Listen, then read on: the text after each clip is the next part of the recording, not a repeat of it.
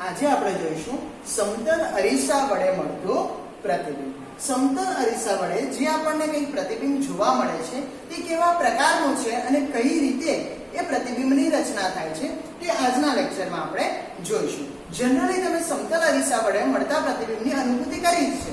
તમારા ઘરે રહેલા કબાટનો કાચ હોય કે ડ્રેસિંગ ટેબલનો કાચ હોય કે જેની અંદર જોઈને તમે તમારા વાળ ઓળો, તમે ડ્રેસઅપ થાઓ, મેકઅપ કરો, એ સમતલ અરીસો છે. આ સમતલ અરીસાની અંદર કયા પ્રકારનું પ્રતિબિંબ મળે છે તેના વિશેની આજે આપણે ચર્ચા કરીશું. સૌપ્રથમ આપણે જોઈએ, સમજો કે આ એક સમતલ તો આ અરીસાની એક તરફ આપણે સિલ્વરનું પ્લેટિંગ કરેલું છે, એટલે કે ચાંદીનો ઢોળ ચડાવવામાં આવે. જો ચાંદીનો ઢોળ આ તરફ ચડાવવામાં આવે તો તેની બીજી તરફ એ તેની પરાવર્તક સપાટી બનશે.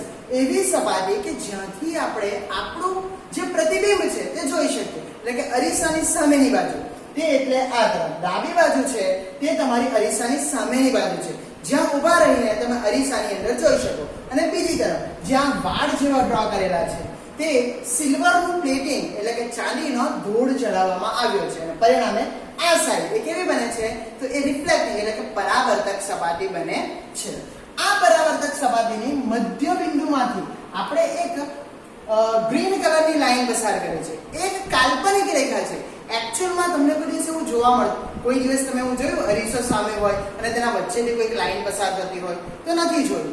આ એક કાલ્પનિક રેખા છે જેને આપણે મુખ્ય અક્ષ કહીએ છીએ. આ એના માટે છે જેથી તમે પ્રતિબિંબની રચના સરળતાથી સમજી શકો. હવે આ મુખ્ય અક્ષ ઉપર આપણે એક વસ્તુ મૂકી છે, વિસ્તૃત વસ્તુ, બરાબર, જેનું પ્રત્યેક બિંદુ એ પ્રકાશના ઉદ્ગમ સ્થાન તરીકે વર્તે તેવું એક વિસ્તૃત વસ્તુ AB ને આ સપાટી ઉપર, આ મુખ્ય અક્ષ ઉપર અરીસાની સામે મૂકવામાં આવે છે અને આ વસ્તુનું આપણે પ્રતિબિંબ મેળવવાનું છે.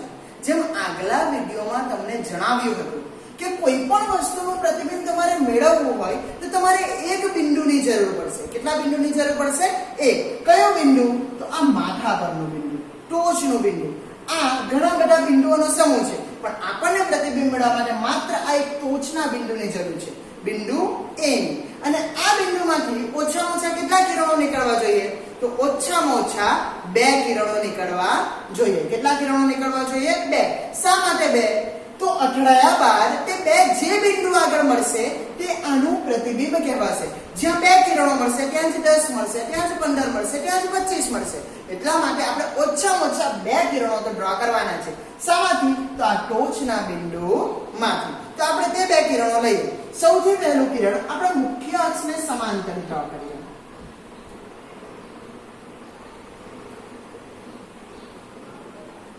તો મુખ્ય અક્ષને સમાંતર આપાત થતું આ કિરણ છે, એટલા માટે આપણે એરો દર્શાવવા પડે, તો જ ખબર પડે કે કઈ દિશામાં તે ગતિ કરી રહ્યું છે. અને આને આપણે નામ આપીએ AC. તો આ છે કિરણ AC જે આ સપાટી પર અથડાઈ રહ્યું છે. ચલો કહો જોઈએ, આ AC કિરણ એ કેટલા આપાત કોણે આપાત થયો છે? યાદ છે આપાત કોણ શું છે? લાસ્ટ વિડીયોમાં મેં તમને જણાવ્યું હતું કે આપાત કોણ એટલે શું? તો આપાત કિરણ એ સપાટીને દોરેલ લંબ સાથે બનાવેલો ખૂણો. અહીં તમને આ કિરણ 90 અંશનો ખૂણો બનાવે છે એવું દેખાય છે, પણ એ સપાટી સાથે બનાવેલો ખૂણો છે, એ કાઉન્ટેબલ નથી, એને ગણતરીમાં ન લઈ શકાય.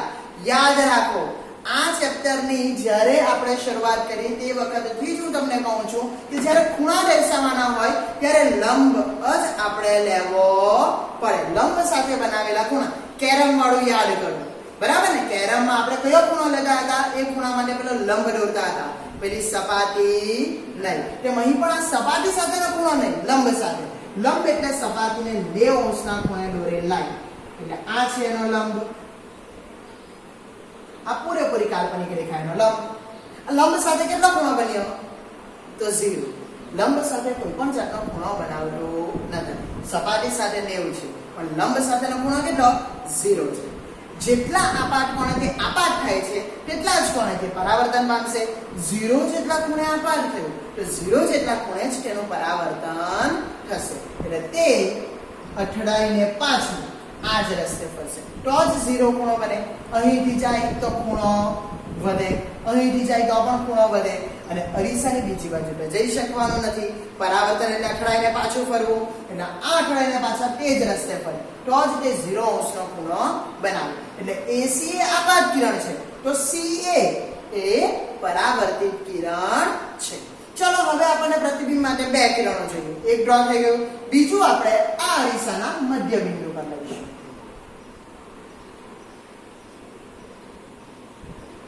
તો આ કિરણ AP અને નામ આપી દઈએ AP. તો કિરણ AP એ થીટા જેટલા ખૂણે આપાત થાય છે.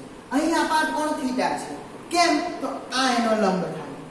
સપાટીને 90 અંશને ખૂણે દોરેલી લાઈન એટલે લંબ સાથે કેટલો ખૂણો બનાવ્યો? થીટા. નિયમ યાદ કરો, પરાવર્તનના નિયમ. પરાવર્તનનો પહેલો નિયમ છે આપાત કોણ અને પરાવર્તન કોણ હંમેશા સમાન મૂલ્યના હોય છે.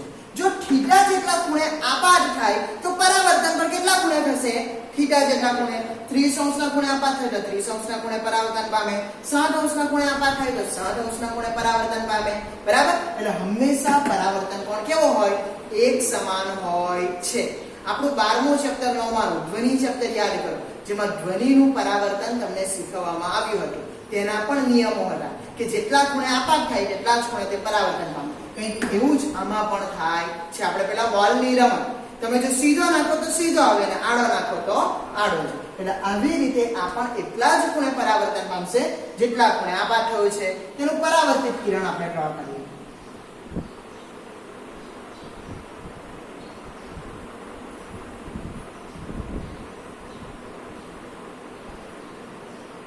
તો આ થયું તેનું પરાવર્તિત. તેને નામ આપી દઈએ P. તો અહીં ખૂણો કેટલો બનશે? થીટા. જેટલો ખૂણો ઉપર છે તેટલો જ ખૂણો નીચે પણ હશે. એટલે AP એ આપાત કોણ અને PR એ પરાવર્તન કોણ. પ્રતિબિંબની રચના માટેની શરત શું છે? તો આ બંને પરાવર્તિત કિરણો એકબીજાને મળવા જોઈએ. ધ્યાન આપો, AC એ આ દિશામાં જાય છે અને PR એ આ દિશામાં. તેઓ આગળ ગતિ કરતા જ રહે. શું તેઓ કોઈ એક બિંદુ આગળ ભેગા થશે? શું તેઓ કોઈ એક બિંદુ આગળ ભેગા થશે? એક કિરણ આમ જાય છે, બીજું કિરણ આમ જાય છે નીચે, એક સીધું. શું તેઓ એકબીજા સાથે ભેગા થશે? તો તેઓ ભેગા થતા નથી. આવા કિરણોને અભિસારી અપસારી આવા કિરણોને અપસારી કિરણો કહે છે. જો એકબીજાથી દૂર જાય છે, એકબીજાથી દૂર જાય છે, એક સરખા અંતરે ગતિ કરે તો સમાંતર કહેવાય, આમ ગતિ કરે તો સમાંતર કહેવાય, પણ દૂર જાય છે. બરાબર ને? જો આમ જતા હોય તો પણ અપસારી કહેવાય, આમ જતા હોય તો પણ અપસારી. ઇન શોર્ટ તેઓ એકબીજાથી દૂર જાય છે તો આવા કિરણોને અપસારી કહેવાય. હવે આ બંને ભેગા જ નહીં થવાનું તો પ્રતિબિંબ કઈ રીતે રચાવાનું? લાસ્ટ વિડિયો હજુ એક વખત યાદ કરો. પ્રતિબિંબ બે પ્રકારના હતા. એકમાં કિરણો વાસ્તવમાં મળતા હતા, બીજામાં મળતા ન હતા, દૂર જતા હતા. તો તેવા કિરણોનું આપણે શું કરતા હતા? તો તેવા કિરણોને આપણે અરીસાની પાછળ તરફ લંબાવતા હતા, કંઈક આ રીતે.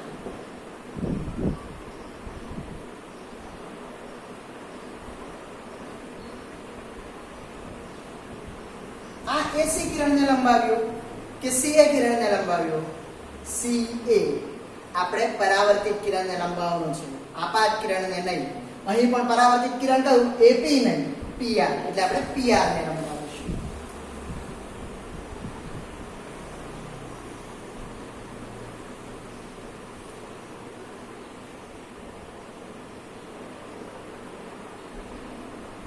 આ બંને કિરણો જે બિંદુ આગળ ભેગા થયા તે બનશે પ્રતિબિંબ. કોનું પ્રતિબિંબ? તો એનું. કેમ એનું? કારણ કે એ માંથી જ કિરણો આપાત થયા છે તો પરાવર્તન પામ્યા બાદ પણ જે બિંદુ આગળ ભેગા થાય અથવા જે બિંદુ આગળ ભેગા થતા હોય તેવો ભાસ થાય તો તેને તે જ બિંદુનું પ્રતિબિંબ કહેવાય. એટલે આ એનું પ્રતિબિંબ છે. એ લે, કારણ કે કિરણો પણ એ માંથી નીકળ્યા છે. મહત્વની વસ્તુ એ છે કે આ કિરણો વાસ્તવમાં ભેગા થયા નથી, દૂર જતા હોવાથી આપણે તેને પાછળ લંબાવ્યા અને પરિણામે કોઈ એક બિંદુ આગળ ભેગા થતા હોય તેવો ભાસ થયો. ચલો, આપણને ટોચનું બિંદુ મળ્યું. હવે આપણે પાયાનું બિંદુ જુઓ. પાયાનું બિંદુ કઈ રીતે મેળવીશું? તો આપણે લાસ્ટ વિડીયોમાં કીધું હતું તેના માટે બીજા કોઈ કિરણોની જરૂર નથી. પગ હંમેશા જમીન પર જ હોય છે. એટલે આને આપણે ફક્ત નીચે તરફ લંબાવી દઈશું. લંબાવી દઈએ એટલે આપણને અહીં મળે બી નું પ્રતિબિંબ બી ડેશ. સમજ પડી ગઈ? એટલે આ રીતે આપણને પૂરેપૂરી વસ્તુનું પ્રતિબિંબ મળી જાય છે, જે છે એ ડેશ બી ડેશ. કોનું પ્રતિબિંબ? એ બી નું પ્રતિબિંબ. તો આ રીતે આપણે સમતલ અરીસા વડે પ્રતિબિંબની રચના કરી શકીએ છીએ. આ પ્રતિબિંબની મુખ્યત્વે કેટલીક લાક્ષણિકતાઓ છે જે તમે તમારી જાતે જ અનુભવ કરી છે. જનરલી તમે જુઓ, અહીં તમે જોઈ શકો છો કે આ બંને કિરણો અથડાયા બાદ તો એકબીજાથી દૂર જતા હતા. બંને એકબીજાને મળતા હતા નહીં, વાસ્તવમાં ન મળતા હતા, એટલે પ્રતિબિંબ વાસ્તવિક તો નથી. તેમ પણ લાસ્ટ વિડીયોમાં આપણે જોયું હતું કે વાસ્તવિક પ્રતિબિંબ એ અરીસાની સામે મળે છે. આ અરીસાની સામે તો નથી જ, અને ઉલટું હોય, આ ઉલટું પણ નથી. એટલે કહી શકીએ કે આ પ્રતિબિંબ કેવું છે? આભાસી છે. કારણ કે આ કિરણો વાસ્તવમાં મળતા જ નથી. એને આપણે પાછળ તરફ લંબાવ્યા તો તેઓ મળતા હોય તેવો ભાસ થાય. આ ડોટેડ લાઈન દોરી, એનો મતલબ કે આભાસી છે. તેને આપણે પાછળ તરફ લંબાવીને ભેગા કર્યા, એટલા માટે આ પ્રતિબિંબ પણ કેવું છે? તો આ પ્રતિબિંબ આભાસી છે. તમે સહજ રીતે જોઈ શકો છો કે આ પ્રતિબિંબ સીધું મળ્યું છે. વસ્તુને જુઓ, એ ઉપર બી નીચે, અહીં પણ એ ઉપર બી નીચે.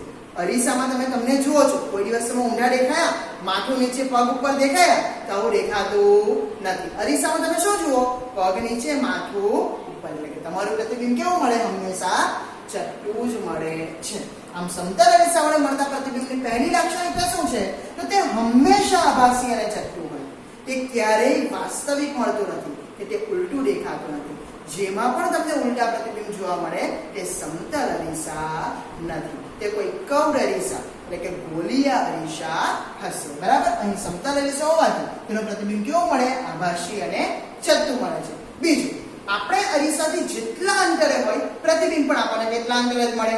એટલે જ તો આપણે જો અરીસાની નજીક જઈએ ને તો પ્રતિબિંબ પણ નજીક આવતું દેખાય. આપણે અરીસાથી દૂર જઈએ તો પ્રતિબિંબ પણ દૂર જતું દેખાય. ક્યારે એવું બન્યું છે કે તમે તમારા રૂમમાં ટેબલની આગળ ઊભા છો અને તમારું પ્રતિબિંબ અરીસામાં ટેબલની પાછળ દેખાય? આવું નથી જોવા મળતું. તમે જેટલા અંતરે ટેબલથી આગળ હશો એટલું જ પ્રતિબિંબ પણ ટેબલથી આગળ હશે. એક રીતે જોઈએ તો પ્રતિબિંબનું અંતર અને વસ્તુનું અરીસાથી અંતર સરખું હોય. આપણે નજીક જઈએ પ્રતિબિંબ નજીક આવે, આપણે દૂર જઈએ પ્રતિબિંબ પણ દૂર જાય. ધ્યાન રાખો, ઉદાહરણ તરીકે સમજો કે આ વસ્તુ એ અરીસાથી 2 મીટરના અંતરે છે, તો પ્રતિબિંબ અરીસાથી કેટલા મીટરના અંતરે હશે? 2 મીટરના અંતરે. જો તમને પ્રશ્ન કંઈક આવી રીતે પૂછાય કે કોઈ એક વસ્તુ અરીસાથી 2 મીટરના અંતરે હોય તો તેનું પ્રતિબિંબ એ વસ્તુથી કેટલા મીટરના અંતરે હશે? તો તમારો જવાબ શું હશે? તો તમારો જવાબ હશે 4 મીટર. શા માટે 4? અત્યારે તો કીધું કે સરખું અંતર હોય. હા, અંતર સરખું હોય એટલે જ 4 મીટર. સવાલ શું છે? એક વસ્તુ અરીસાથી 2 મીટરના અંતરે છે, તો પ્રતિબિંબ વસ્તુથી કેટલા અંતરે છે? જો આ અંતર 2 મીટર હોય તો આ અંતર પણ 2 મીટર થવાનું. અરીસાથી વસ્તુનું અંતર, અરીસાથી પ્રતિબિંબનું અંતર સરખું. સવાલ શું છે? પ્રતિબિંબનું વસ્તુથી અંતર કેટલું? એટલે અહીંનું અહીંથી ટોટલ અંતર કેટલું થાય? 4 મીટર. એટલા માટે પ્રતિબિંબ વસ્તુથી 4 મીટરના અંતરે છે આમ કહી શકાય. એટલે આપણને બીજી લાક્ષણિકતા મળે કે પ્રતિબિંબનું અરીસાથી અંતર એ વસ્તુના અરીસાથી અંતર જેટલું જ હોય છે. બંનેનું અંતર એક સમાન હોય છે. સમજ પડી ગઈ આટલી વસ્તુ? ત્યારબાદ પ્રતિબિંબનું કદ એ વસ્તુના કદ જેટલું હોય. જનરલી આપણે આપણું પ્રતિબિંબ જોઈએ તો આપણું પ્રતિબિંબ આપણને એકદમ નાનું કે વધારે મોટું દેખાતું નથી. આપણે જેટલા છે એટલા જ આપણને અરીસામાં દેખાય. આપણે અરીસામાં નાના જોઈ શકતા નથી. હા, તમે વાહનોના અરીસાની વાત ન કરો, કારણ કે તે સમતલ અરીસો નથી. બરાબર? તમારા ઘરના કબાટમાં રહેલો અરીસો કે ડ્રેસિંગ ટેબલમાં રહેલો અરીસો એ તમારા કેવા અરીસા છે? તો એ અરીસા સમતલ. એમાં તમે જુઓ તો તમારું પ્રતિબિંબ તેટલું જ દેખાશે. તમારું મોઢું જેટલું મોટું તેટલું જ મોટું, અને જેટલું નાનું તેટલું જ નાનું દેખાશે. એટલે આપણું કદ પણ એ પ્રતિબિંબનું કદ અને આપણું કદ એક સમાન હોય છે. એટલે પ્રતિબિંબનું કદ એ વસ્તુના કદ જેટલું જ હોય છે, પરંતુ તે પાર્શ્વીય વ્યુત્ક્રમણ બાજુઓ દર્શાવે છે. પાર્શ્વીય વ્યુત્ક્રમણ બાજુ એટલે જેની બાજુઓ ઉલટાયેલી દેખાય છે. જે ડાબી બાજુ છે તે જમણી બાજુ દેખાય છે, અને જે જમણી બાજુ છે તે ડાબી બાજુ દેખાય છે. થોડું કન્ફ્યુઝિંગ છે, એટલા માટે હું તમને આ એક ઉદાહરણ દ્વારા સમજાવું છું. બરાબર, એક સ્ટુડન્ટને બોલાવીને. ઓકે, તો આ સમજો કે અમે બે એક સામાન્ય વ્યક્તિઓ છે. જો સામાન્ય વ્યક્તિ એકબીજાની સામસામે ઉભા હોય, તેમની બાજુઓ કઈ રીતે હોય? આ મારી જમણી બાજુ, તમારી જમણી બાજુ કઈ? સમજ પડે છે? આ મારી ડાબી બાજુ, તમારી ડાબી બાજુ કઈ? ઓકે, જમણી બાજુ અને ડાબી બાજુ આ રીતે એકબીજાના ક્રોસમાં હશે. પણ સમજો કે આ મારું પ્રતિબિંબ હોય, તો હું જમણો હાથ ઉપર કરું તો એનો કયો હાથ ઉપર થાય? ડાબો થાય. પ્રતિબિંબ, એકચ્યુઅલી પ્રતિબિંબ માટે એ જ જમણો હાથ છે. જો આ હાથમાં મેં દોરો બાંધ્યો ને તો એના એ જ હાથમાં દોરો દેખાય. સમજ પડે છે? એટલે આ જો મારું પ્રતિબિંબ હોય તો કંઈક આવું દેખાશે. સમજ પડે છે? પણ જો પ્રતિબિંબ ન હોય તો શું થાય? જો પ્રતિબિંબ ન હોય તો આવું કંઈક થાય. સમજ પડે છે? પ્રતિબિંબ હોય તો કેવું થશે? આ રીતનું. એકચ્યુઅલમાં સામે પ્રમાણે મારો હાથ આ ઊભો થવો જોઈએ, પણ ઊભો કયો થાય છે? આ. એટલે કે બાજુ ઉલટાઈ ગઈ. મારી જમણી બાજુ આ બાજુ આવવાને બદલે આ બાજુ જ રહી ગઈ અને ડાબી બાજુ આ બાજુ થઈ ગઈ. સમજ પડે છે? એટલે આવી રીતે બાજુઓ ઉલટફેર થઈ જાય છે, બાજુઓ બદલાઈ જાય છે, જેને કહેવાય પાર્શ્વીય વ્યુત્ક્રમણ. ફરીથી આપણે એક વખત સમતલ અરીસા વડે મળતા પ્રતિબિંબની લાક્ષણિકતાઓ જોઈ લઈએ. પ્રતિબિંબ હંમેશા આભાસી અને ચટ્ટું જ મળે છે. પ્રતિબિંબનું અરીસાથી અંતર વસ્તુના અરીસાથી અંતર જેટલું જ હોય છે. પ્રતિબિંબનું કદ એ વસ્તુના કદ જેટલું જ હોય છે, પરંતુ તે પાર્શ્વીય વ્યુત્ક્રમણ બાજુઓ દર્શાવે છે. આ સવાલ તમને 2 માર્ક્સમાં એક્ઝામમાં પૂછી શકાય. આ તમારી બુકમાં નથી, પ્રતિબિંબની સમતલ અરીસા વડે રચના, તો તેની પૂછાવાની શક્યતા નહીવત છે. પરંતુ આ ક્વેશ્ચન આપણને 2 માર્ક્સમાં આવી શકે. કોઈ પણ એક્ઝામમાં તો આવી શકે. આપણે ઘણી ટેસ્ટો લઈશું એટલે તેમાંથી એકાદમાં પણ પૂછાશે તો ખરું. એટલા માટે આપણે તેની મહેનત કરીશું. બરાબર, એટલે આ સવાલ તમને 2 માર્ક્સમાં પૂછી શકાય કે પ્રતિબિંબની લાક્ષણિકતાઓ કઈ જે સમતલ અરીસા વડે રચાય છે. નેક્સ્ટ ટાઈમ આપણે વક્ર અરીસાઓ એટલે કે ગોલીય અરીસાઓ વિશે જોઈશું કે જેની અંદર આપણે અલગ અલગ પ્રકારના પ્રતિબિંબો, નાના, મોટા, જાડા, પાતળા, અલગ અલગ પ્રકારના પ્રતિબિંબો મેળવી શકીએ છીએ. સર્કસમાં યુઝ થતા આ બધા મિરરો કઈ રીતે પોતાની કરામત બતાવે છે તે વસ્તુ આપણે નેક્સ્ટ લેક્ચરની અંદર જોઈશું, ઇન અ નેક્સ્ટ એપિસોડ.